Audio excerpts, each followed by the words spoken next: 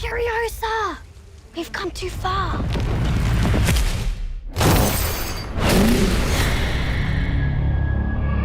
Furiosa! They took Furiosa!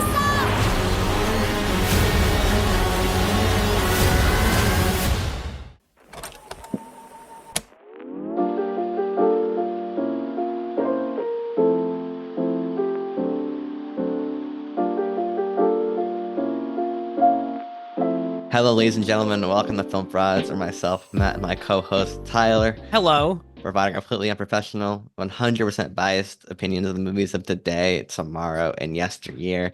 But today, we are doing a Film Fraud bonus episode in which we talk about new releases. This one being a movie that I think we heard about in passing a couple of times. Yeah, occasionally.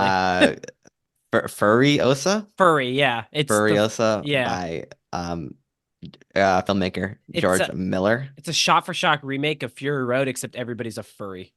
Oh, okay. And you're the lead. You I am started the it. lead, yeah. Yes. I got my yiff and I got my Yes. what would my persona be?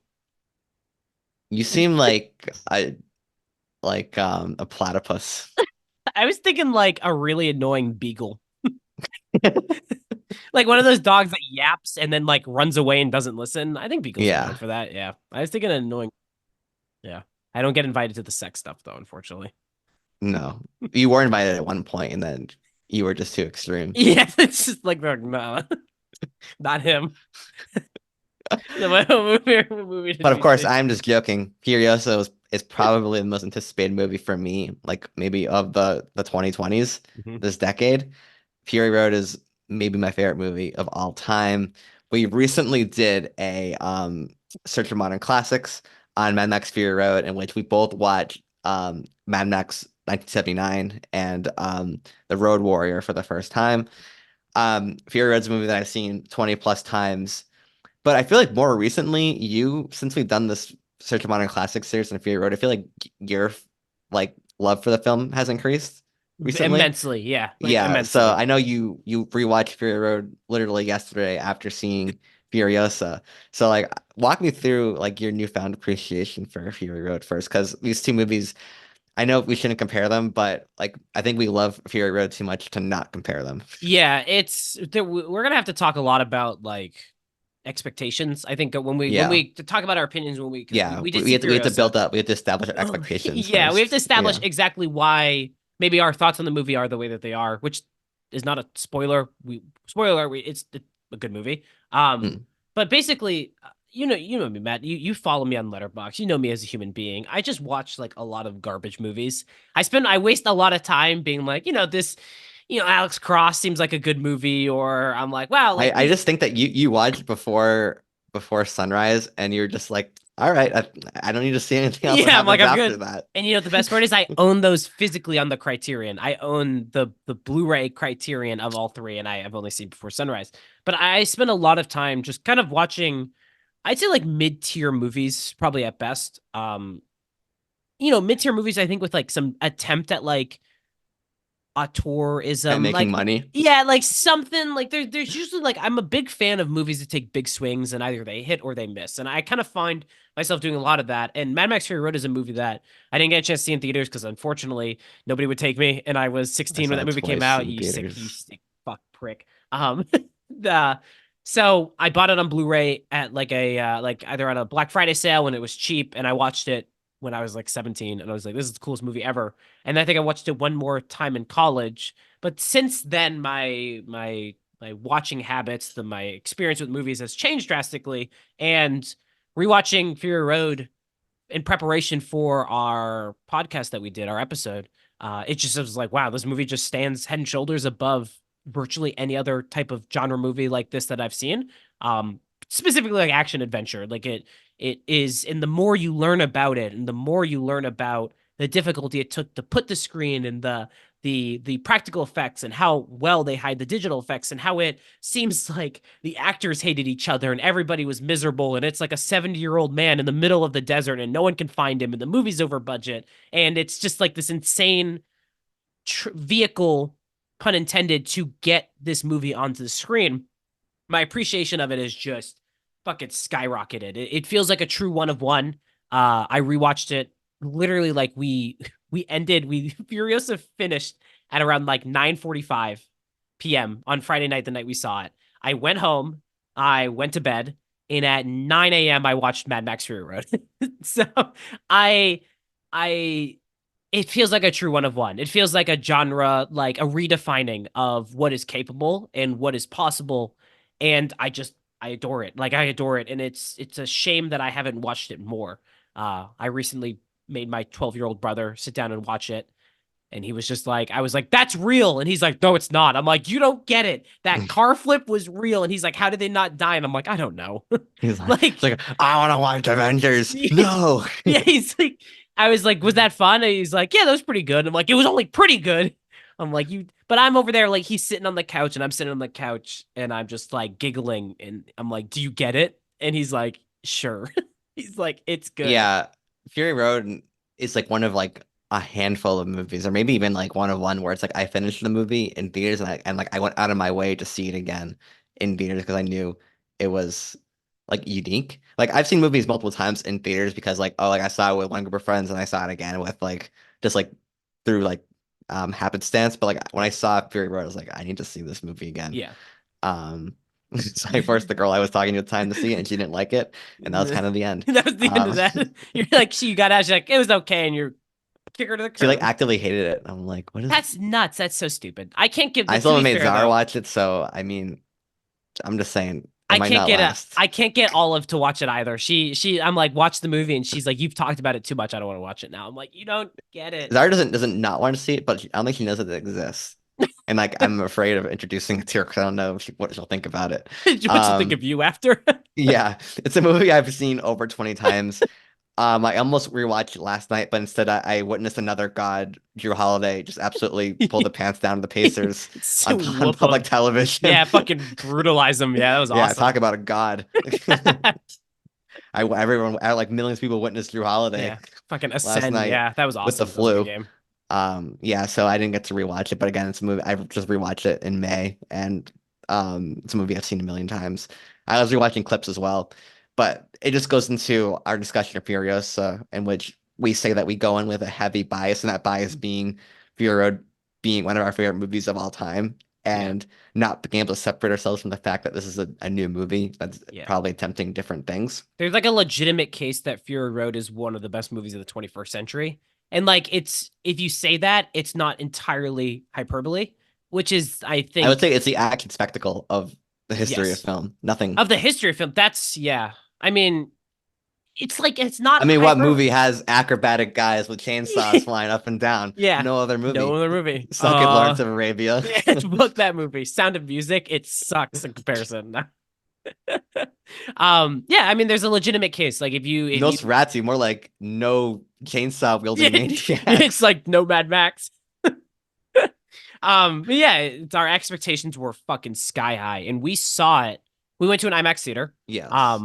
And it was actually pretty interesting because our experiences with that IMAX theater is people see it and they line up. Like, it's like you have to fight to get kind of a seat, and you have to go really early. And we went out to eat at a restaurant super close by so we could be close by. We got there 30 minutes early. And did you see what the box office for this movie is this weekend? I know it's not doing well. It's like bad. It's like 31 to 35 million.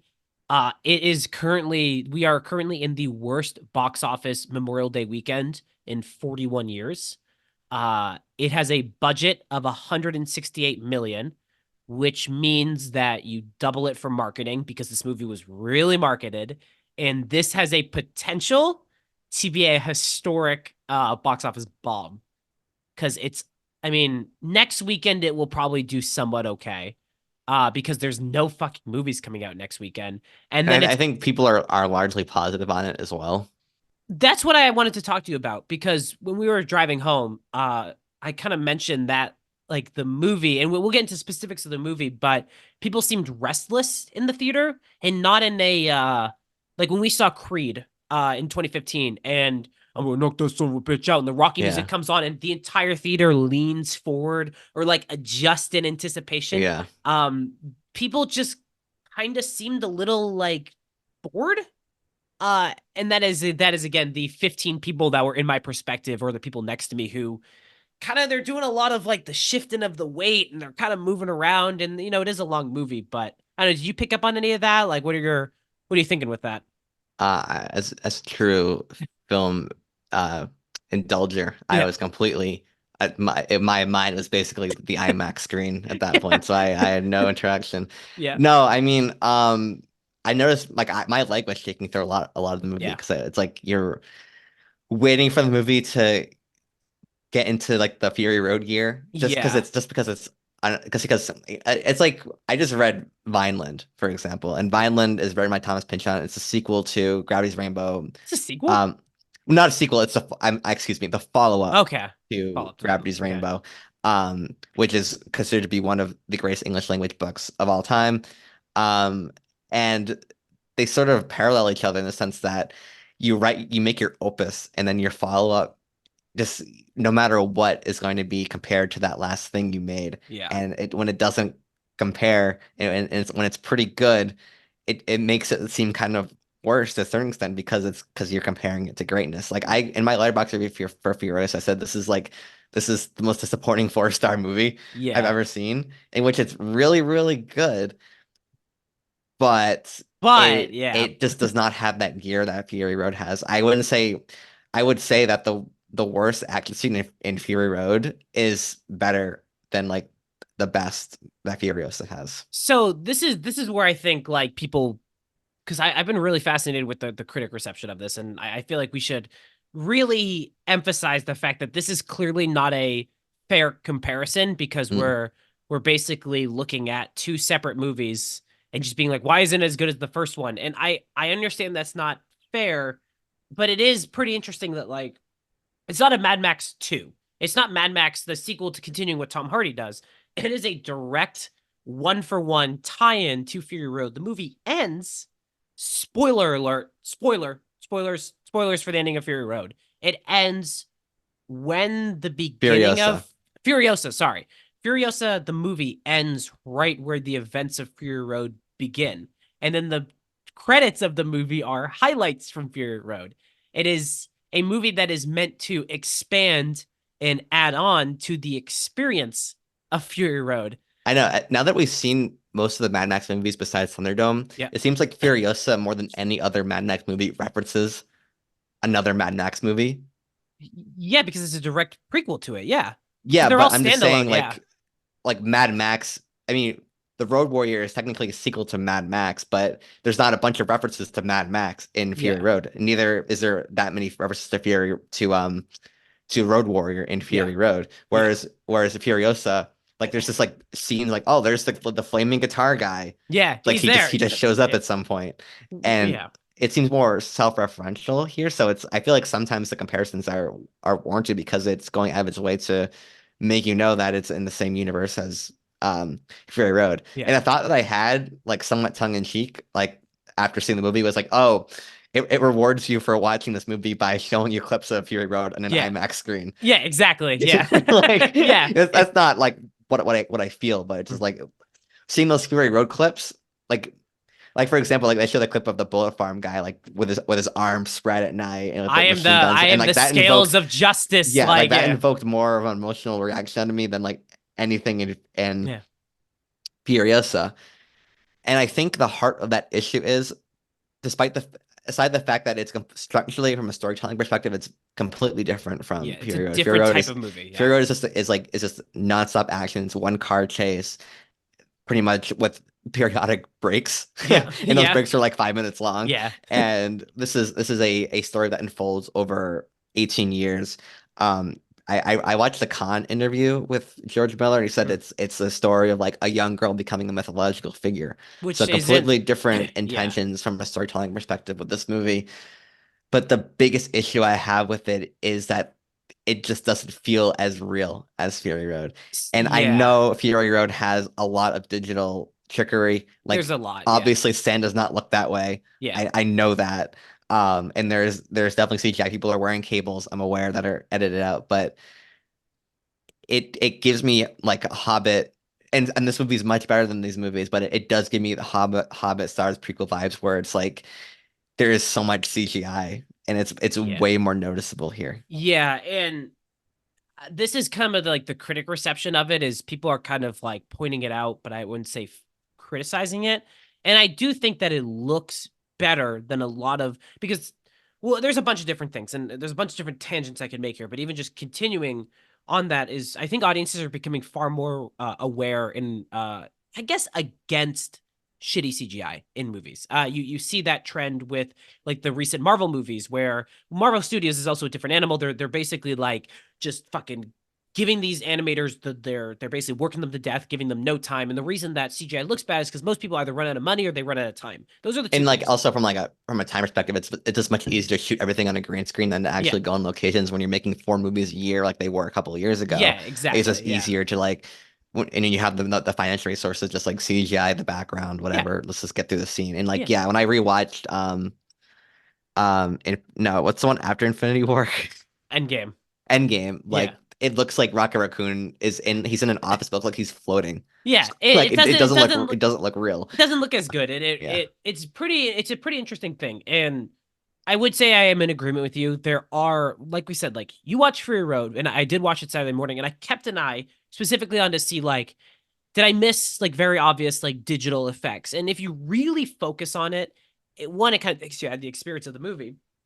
But yeah, there's a ton. Like, but also the sandstorm sequence in Fury Yeah, Road it's obviously still CGI, looks but fucking incredible. It still yeah. looks insane. It looks better now than it looks better then than most effects do. When the like the war boys in the truck and there's the music and they're like it's like It goes tent. yeah, Yeah, like and the it's lightning like strikes inside. yeah, it's awesome. And Yeah. I would say but like little touches of like how the bodies fall in Furiosa doesn't look as good as how the bodies fall in Fury Road. And it's little touches like that that I think I could tell while you were watching because we've seen so many fucking movies together that when something is like working for you, I can tell. I'm much more of like you inject like you gave an ADHD child cocaine in a movie theater. I'm not talking, but I move around. But like when my movie's working for you, you're like, fuck yeah. And the entire time, like you just kind of were sitting back with your leg bouncing. Which I understand is the fault in a sense of us because we went in with expectations hoping for, I would assume, another Fury Road, which is not fair because Fury Road is a one of one. But also the trailers, I feel like make it seem like more of an adventure action movie than the slow world building fable that it turns out to be. There's really like the movie's 2 hours and 20 minutes. And I would say like 25 of those are like genuine action, like pure action beats, I would say. And even then, I think even like for example, the metal, because I was rewatching some action scenes from Fury Road yesterday just to like reacquaint myself. And first of all, that scene where when they're fighting against the buzzards and it's playing the Brothers in Arms soundtrack theme song, and there's like this one shot which I never even realized is like you're looking at Max in driving, and then like in the background you see like the bikers hopping over the hills, and you're just like. It's so good. It's so good. It has no right to be as good as it is. Yeah. And it's just like, first of all, the directing feels like it's George Miller is a little bit older now, which is funny because he was like 70 when he made Fury Road, and he's 79 now. The directing doesn't seem like it's as chaotic. Like for example, when Nux is trying to battle against against Max like in the sandstorm, like there's all these elements going on, like the gasoline, like he has like a little bobblehead going crazy, and like Max is like punching the glass, like there's in the chain as well. Like there's so many factors going into every fight scene. Like for even when I said in our Search of Modern Classics episode, I'm like, not only are they riding through this very narrow like path like through mountains on this tanker, but also there are motorcycles flying over them. Not only are there motorcycles flying over them, but they're dropping bombs on them. Not only are they dropping bombs, but they're also getting shot out of the sky by Max. So they're dropping bombs flying out. And now the truck's on fire too at the same time. Truck's on fire. Yeah. And like this movie doesn't have like that constant escalation, like all the multiple factors going on in fight scenes, the escalation of those fight scenes. The moment when I was really starting to get engaged with the movie was when they cut to Jack and the other rider like fighting off like the black scarecrow guy, Yeah, the black like like his horns, yeah, army. with the octopus, yeah, the Yeah, flying and even octopus. then, it's like the music is kind of like this like low rumble that never evolves. There's Yeah, not as many like combustible elements going on. Like yeah. it's a much more like stripped down fight, and like you also just don't really care about any of the characters It's not who as are like, there. yeah, and I wonder what happened with this, because you're right. Like, and again, it's a prequel. Things are not going to be as developed as they are the 10 years, 15 years down the line that, well, no, it's not, because the movie ends where Fury Road begins. So Yeah. it's like, you have this kind of continuous point.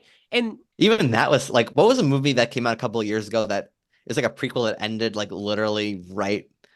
Oh, like Rogue One. Like Rogue oh, One is like, yeah. we're literally going to show you where Princess Leia gets handed the plans Yeah. and goes, hope, even though Yeah. And it's then like that's CGI yeah. because Yeah. Carrie Fisher had passed away by that point. And Yeah. like obviously they used the Princess Leia from when she was like 21 years old when Carrie Yeah. Fisher's like 21. Um, It's kind of crazy. And I feel like I'm even thinking about it, because that is probably the action scene of the movie, is that initial I would say that, or like when they get surprised by Dementus and like the chain, like the Portugal, whatever it's called, falls. oh, Bullet Town, Portugal. Yeah. Did you say Portcullis? I'm gonna look this up. Portcullis? Not Portugal. What do you? But yeah, you're talking about the Bullet Town scene where you get an action set piece set in. Bam. Portcullis. Oh, how the fuck do you know that? How'd you know that? I am a You're a, English snob. yeah, you're a man of many mysteries. Okay, Yes. but even like a scene like that is it's harder to look back some of the digital stuff. It just is. It's not as exciting in it's interesting, but it's And also I think the CGI and also just like the lack of like the fight scenes are just so well thought out and Fury, yeah, as I said, with all the different elements going on in every individual yeah, action scene. yeah. It just doesn't have that either. Well, that is a movie, and this is what is that is a movie very much. Fury Road, at least, is storyboarded. There wasn't really a shooting script. They basically just storyboarded everything, and like, we're gonna get Yeah. that to look like this picture we drew, which I think is pretty interesting. But again, this How do we make this? yeah, how do we make And that? George And Melon's it's like, I got it. I got it, and get that guy in the fire outfit or that riding the guitar or whatever. But again, this I feel like does a disservice in what we're talking about to Furiosa as a movie, because it's clearly going for something different. It is a revenge story set and framed as a fable, as like a myth, as a story passed down from generations. How did Furiosa get to this point? And it feels like we're kind of dogging on the movie. Movie's still pretty good. Like, it's still a really good Yeah, movie, I think I said on the ride home, I said it's like the Silmarillion which of is a the great Mad Max. observation. Yeah, can you explain that a little bit more? Because I Oh, haven't read the Silmarillion, I read the but you're just Silmarillion. grab these Rainbow, Vineland, Silmarillion name drops. You're fucking crushing it. Yes. So, Silmarillion is essentially like the lore book for Tolkien. Like it's like the book that he wanted to make, like from Middle Earth, and it's a bunch of collected small stories of like the older ages leading up to like the time of the Fellowship of the Ring. So it's a lot of like epic tales. Some of them are longer than others, but it's a collected bunch of collected old stories of like mythology leading up to like the third age of Lord of the Rings. And it's an excellent book. But like its similarity to Furiosa in the sense that it's more to like expand the lore of like a story than to Yeah. like tell one concentrated story. And that's what Furiosa is. It's Furiosa witnesses most of these events, but to a certain extent, it's made to fill out what characters go across in Fury Road. Yep. So like in Fury Road, there's mentions of the Bullet Farm, and Gastown. in Gastown. Yep. But you don't see them. Yeah. And You like see, it in a little bit of way out in the distance. distance. So these movies are supposed to like fill in the gaps for those things and also give background to like the Citadel, and Morton Joe and his family and things like that, and also Furiosa and like how she got to the point she is here now. Yeah. So it's going for a different thing, and also to show what the green place looked like before it, went barren.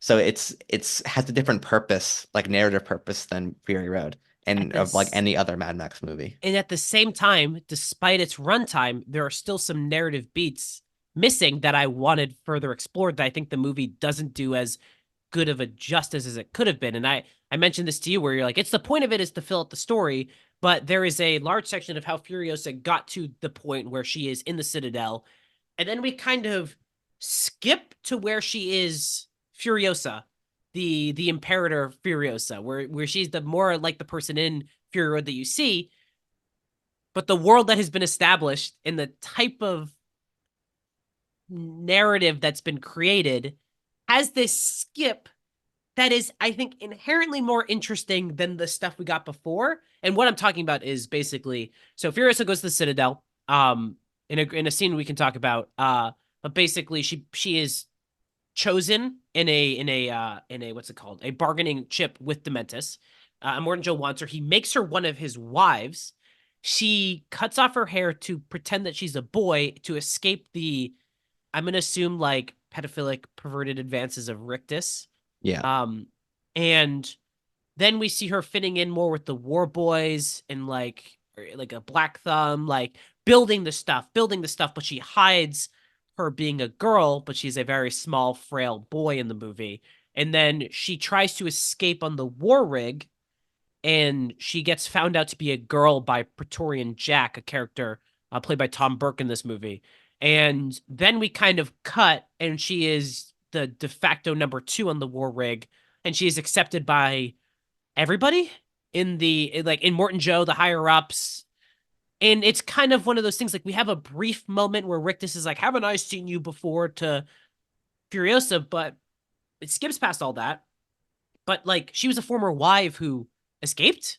Is Immortan Joe like, one of my wives is gone? Like, we saw an entire movie dedicated to what happens when he wants to get his wives back. You're right. You're right. It's Does like, he not care? But also, she is a woman in this world where also, if you show her as a woman impressing everybody and taking over, I think that's just a really fucking cool movie. An idea alone in that. How does this very, let's say, like, not to be sound like, oh, fucking getting into political, but very like masculine dominated society where the Citadel has wives. George Miller is clearly a fan of critical trick. He doesn't want to upset him.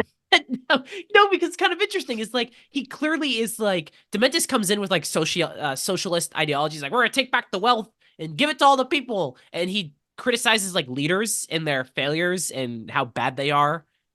Is clearly not, but it's this weird narrative miss that, unless I'm fucking like, I fell asleep, which I don't think I did, it just kind of skips over, like, did Praetorian Jack like vouch for her?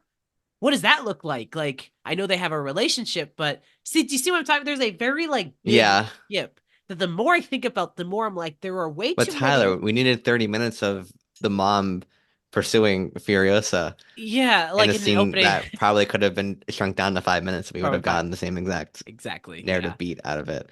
Yeah, again, I don't want to be condescending, but it's going to Furiosa is so structurally perfect. And even then, it's like, I like Jack, Praetorian Jack. It seems like a cool guy. Like, I probably I'd probably want to get a beer with him if I was in the apocalypse. But it's not like, even he's not as fleshed out as like Nux's sidekick from Fury Road, who's like this absolute like devoted psychopath. Yeah, who absolutely 100% is just like committed to the cause. Yeah, like every character on the war rig in Fury Road is so well defined, and even like Immortan Joe's gang, like their main characters are so well defined, and like here, Dementis's crew, like, they're okay. I like the Scarecrow guy. I thought like that fight was cool. Yeah, but it does not compare. That being said, Dementis. Yeah, we sound like we're shitting on this movie a lot. There's a really lot of good things in this. Yes, Chris I do Hemsworth. like a lot of action. I do like how they expand the world. I think it elevates Fury Road. Yes, like, it gives you more context. I can speak on that. Doesn't ruin anything. It's not like everything makes sense. Actually, I just watched the Red Letter Media review, and they're like, "Isn't it kind of weird that like they live in this peaceful green society and they still call her Furiosa?" Yeah, it's like, just curious. That doesn't make any sense. Yeah. But besides that, like, I think it's a great companion piece. Again, like the Silmarillion, like it fills in the gaps. So like everywhere that the main characters cross in like the source material. And like Dementis, like, I just imagine like a world where like Dementis is the villain in the Mad Max Fury Road sequel, like the Wasteland, and like he's an actual threat, because you don't know, like, because obviously he's not mentioned all of Fury Road, so you know eventually he's gonna he's a be done away with one way or another. Like how much better this movie, how much better of a character he could have been had there been that unpredictability But he's around still him. a good kid. This is And the entire thing. He's still a good character and an interesting character in addition to this world.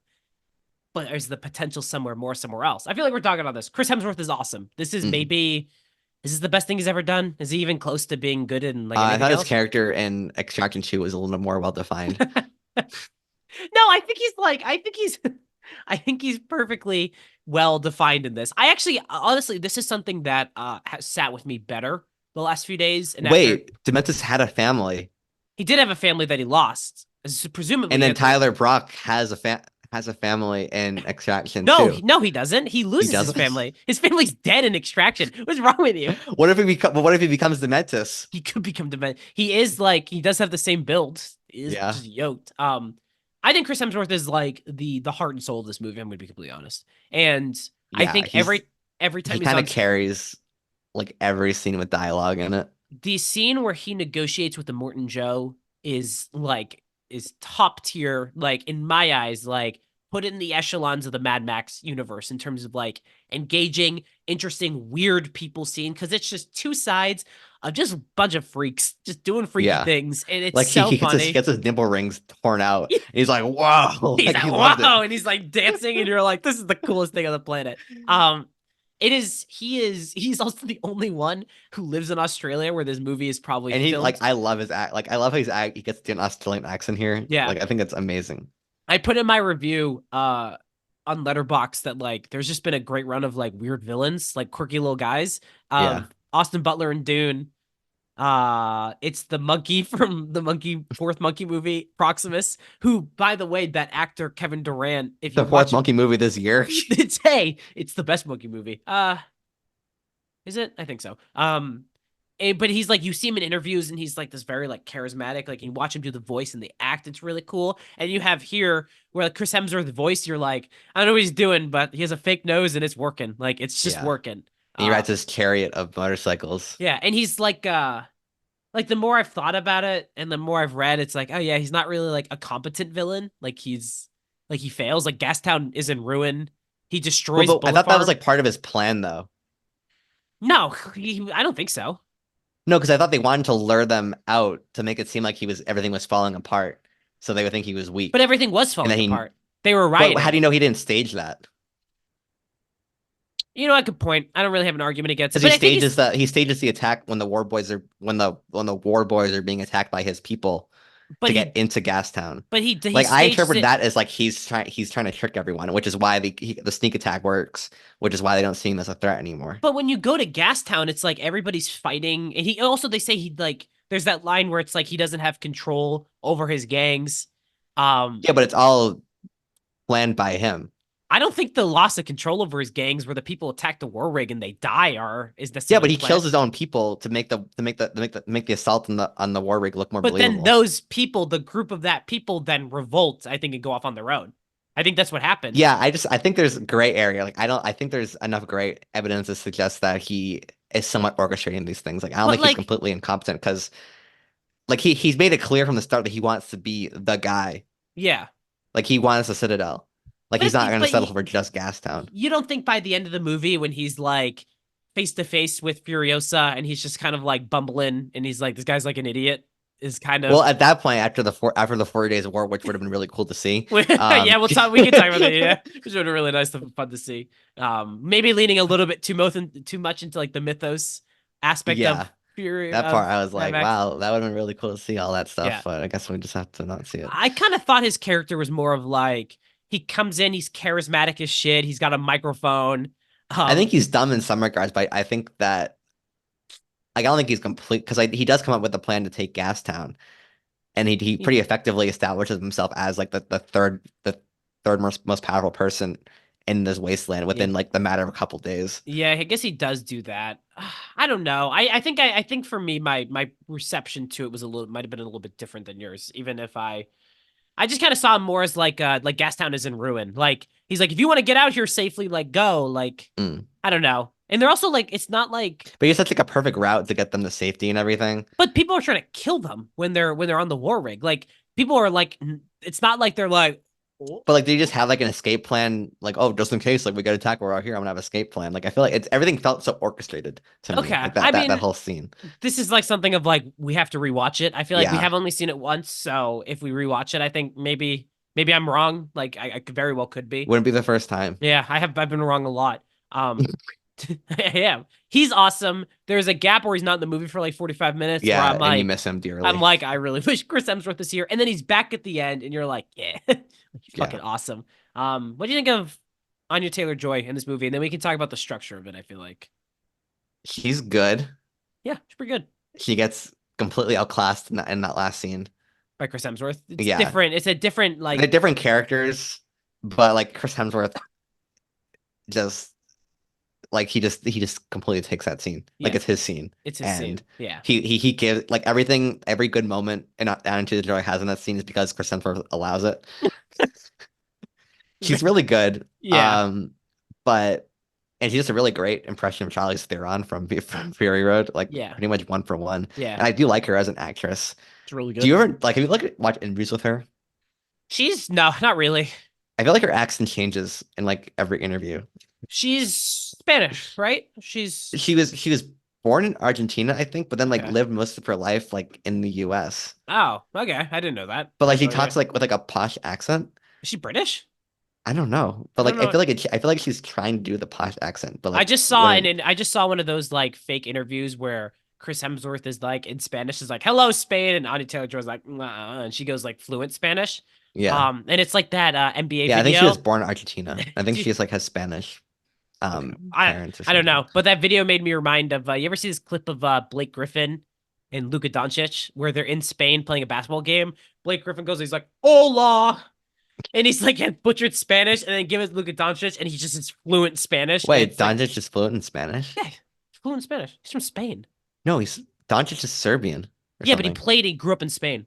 Oh, okay. That's he played because he played in that like professional league and then came over. To the Oh, NBA. okay. But it's like That I makes got sense. that same like Yeah, they Kobe had that Bryant bit- was fluent in Italian. yeah because he grew up in Italy, right? Yeah. Yeah, that's pretty cool. Yeah, that's Yeah. pretty awesome. He used to Like shit kind of talk. like he's done like a radio show and they're like, oh, like in Italy, like, oh, you speak Italian, like kind of Yeah. like, oh, okay. Then he's like, they just start speaking in Italian and they're like, oh, well, you actually do speak Italian. Yeah, I think during like World Cup games he would shit talk like the Italian team in Italian. I think that's kind of awesome. That is actually kind of amazing. So yeah, so the structure of this movie. It's 2 hours. It says about a buck 148 minutes. It probably falls closer to 220, 225 in the range of. The first hour is Young Furiosa, which was shocking. Genuinely, like I got to a point where I was like, did I like is this like a different movie? Like what is this? Like what's going on here? The first hour is entirely the build up to how she got to be like from young to Anya Taylor-Joy looking Furiosa. What do you think of that? The first like hour, that structure. It was good, but it could have gone faster.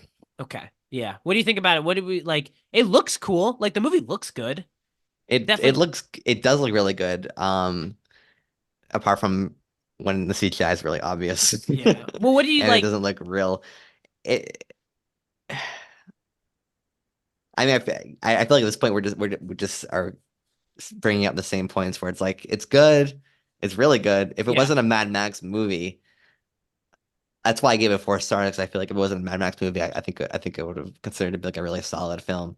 What'd you really like about it outside of Chris Hemsworth, and maybe just like general like it's all some good. of the shots, like the way he shoots Furiosa, like George Miller, like in that last scene where she's like a silhouetted shadow in like this like really foggy desert area, very great.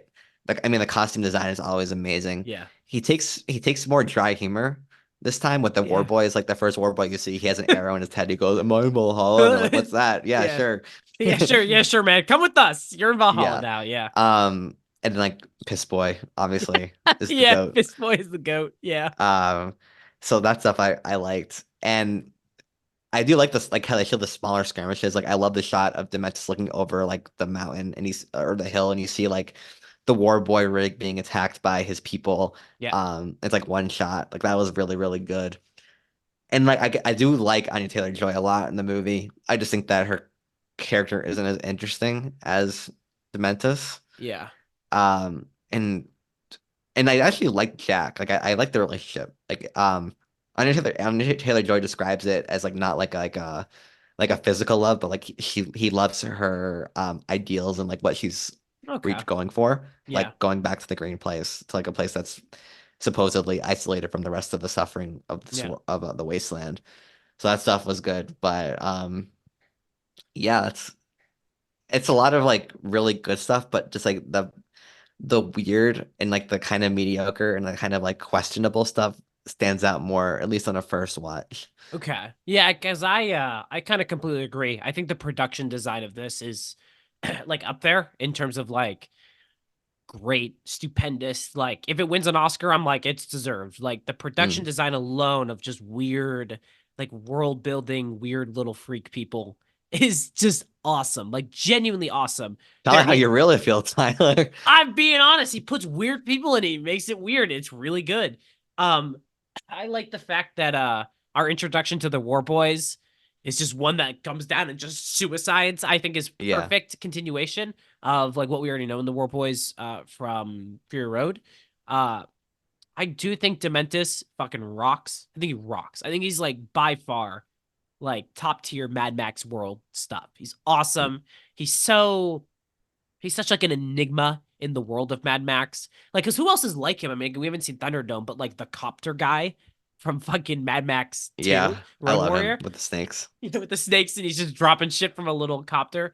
It's just it's a movie that I think for us suffered because of expectations and false expectations, whether it's through the marketing or what we're expecting with Fury Road or our history with it. And what you get is a movie that's definitely more akin to Road Warrior, where it's like a lot of like community and world building in like establishing like narrative and people, and then there's an action scene, and that But are action scene. there any people that are better established in this movie than in Fury Road I besides mean, Dementis? Dementis, yeah, yeah. I don't know. It's like Fury Road does more with less. I gotta be honest. Yeah. Like, in rewatching it, it does make Fury Road a better movie, which is really cool because It's weird because I like in interviews with George Miller, he seems so passionate about this movie. So I feel like this movie wasn't like a cash grab for him, or no, like it seems like it's something that he really wanted to make. And I got that vibe throughout the whole movie that like this is something that is like a creative vision for him. yeah, I think it's something that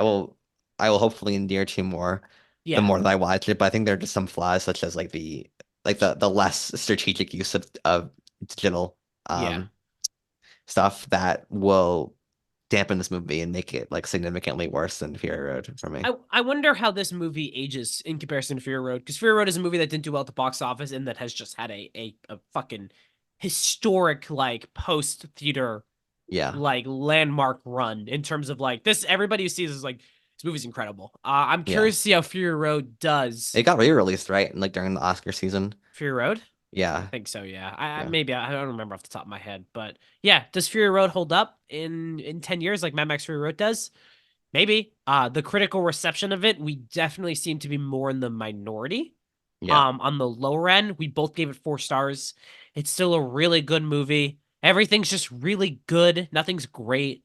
Um, and I have some narrative flaws, but yeah, I mean, nobody fucking saw this movie. No, our IMAX theater was not sold out. We could have probably walked in and gotten tickets and gotten good seats.